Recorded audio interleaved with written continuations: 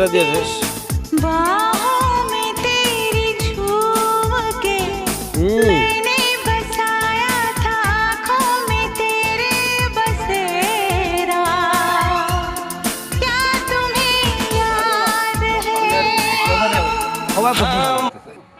ধন্যবাদ আপনাদের। ওই নইনটি বলতে তোর কাছে যাইতে বিয়ে দিয়া ওই আমার শ্বশুরের রাস্তা আছে না ইয়ান যাইতে